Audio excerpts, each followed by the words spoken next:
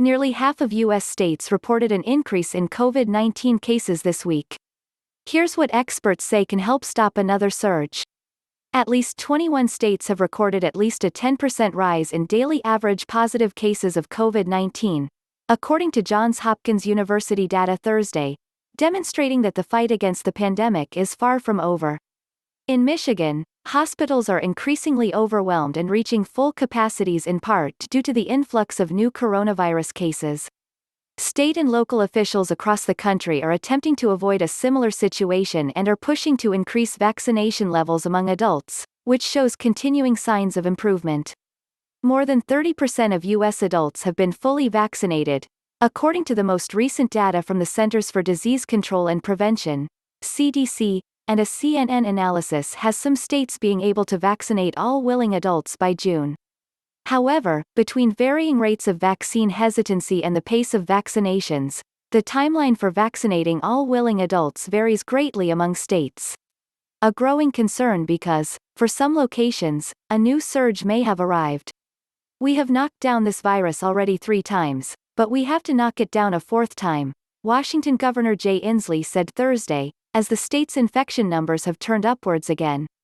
In order to prevent a new surge as well as COVID-19 variants that may be more infectious, health experts continue to recommend mask wearing, social distancing, and above all else, vaccination. The vaccines have saved thousands of lives already, Emory University Executive Associate Dean of Medicine Dr. Carlos Del Rio told CNN. We've seen mortality in the U.S. decline despite cases going up, and that's because we're vaccinating people. Dr. Kausar Talat, an infectious disease physician and assistant professor at Johns Hopkins Bloomberg School of Public Health, told CNN on Thursday that while CDC data has shown that vaccines cannot fully prevent all COVID-19 infections, such breakout cases are rare. Widespread vaccination means that less virus is circulating and there is less opportunity for exposure. That's the whole point of getting to herd immunity, Talat said. Because once we get to a point where enough people in the community are vaccinated, then if somebody develops COVID in that community, the people around them are protected and it's much harder for that person to spread the virus to somebody else, and therefore the transmission stops. While more than 78% of those ages 75 and up have received at least 1 dose of vaccine, the percentage of those vaccinated ages 18 to 29 is at roughly 25%, CDC data shows. And young and relatively healthy people who have had COVID-19 before should still get a vaccine to prevent reinfection, according to research published Thursday in the journal Lancet Respiratory Medicine. The effect of rising infection rates is being felt on a local level. Ohio Governor Mike DeWine said Thursday that although more than 36% of residents have received at least 1 dose of vaccine, hospitalizations are increasing. It's a lagging indicator, so not a direction that we want to be going, DeWine said. We just have to keep going, DeWine said. We know how to get out of this. You know, this is not 5 months ago, 4 months ago. We know how to get out of this, and we have the tool to get out of it. We just have to use the tool and we've got to use it every day. And that is vaccinate. States push to get ahead of rising infections. Nationwide, states are racing to inoculate as many residents as possible. We know that these vaccines are really responsible primarily for the 90% reduction in deaths we've seen over the first 13 weeks of 2021, Dr. Clay Marsh, West Virginia's COVID-19 czar, said Thursday. Aware that transportation can be a barrier for some, Rhode Island announced that free public transit trips to and from vaccination appointments will be available starting Monday. This is a big win for Rhode Island's vaccination efforts, said Governor Dan McKee. I hope that no-cost trips will enable everyone who wants to get to a vaccine clinic to get there easily. News coming out of several states was cautiously optimistic, as Pennsylvania, Kentucky, Connecticut and Georgia all highlighted increases in vaccination numbers. New York reported its lowest number of hospitalizations since December 1 and that more than half of New York adults had received at least 1 dose of a vaccine, according to Governor Andrew Cuomo's office. Citing a 95% drop in the daily average of deaths in the state, New Hampshire Governor Chris Sununu announced that a mask mandate set to expire Friday will not be renewed. The lifting of the mandate does not diminish the importance of wearing a face mask, Sununu said.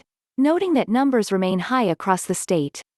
We ask that people continue to take steps to protect their own health, the health of their family and friends, and the health of their community. Johnson & Johnson vaccine side effects are investigated as vaccine distribution continues. The Johnson & Johnson vaccine remains paused. A severe form of blood clot in the brain known as cerebral venous sinus thrombosis, CVST, may be linked to the vaccine, yet the occurrence rate is rare. So far, only 6 cases have been reported in the U.S. out of the approximately 7 million doses administered to date. One person died and another is in critical condition, an FDA official said Tuesday. One of the 6 cases involved a 26-year-old Pennsylvania woman, according to the state's Department of Health, who recovered after receiving treatment at a hospital.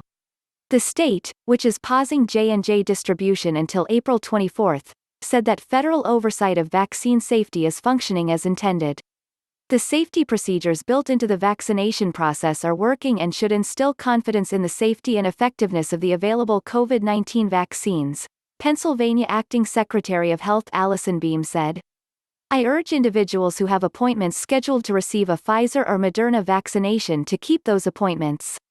After the CDC and the U.S. Food and Drug Administration recommended a pause on Tuesday, the CDC's Advisory Committee on Immunization Practices met Wednesday without voting on taking any further action, stating that more information is needed, and vaccine advisors to the CDC have scheduled a meeting for April 23 to determine whether additional intervention is required. Hopefully, we'll get a decision quite soon as to whether or not we can get back on track with this very effective vaccine, Dr. Anthony Fauci told a congressional hearing Thursday. In response, Johnson & Johnson decided to pause vaccinations in all of its clinical trials while the company updates guidance for investigators and participants, according to a news release posted Tuesday afternoon. Recipients of the vaccine who develop severe headache, abdominal pain, leg pain, or shortness of breath within 3 weeks after vaccination should contact their healthcare provider, the CDC and FDA said. For those that received the J&J vaccine more than a month ago, the risk is very low, said CDC Principal Deputy Director Dr. Ann Schuchat during a virtual briefing on Tuesday.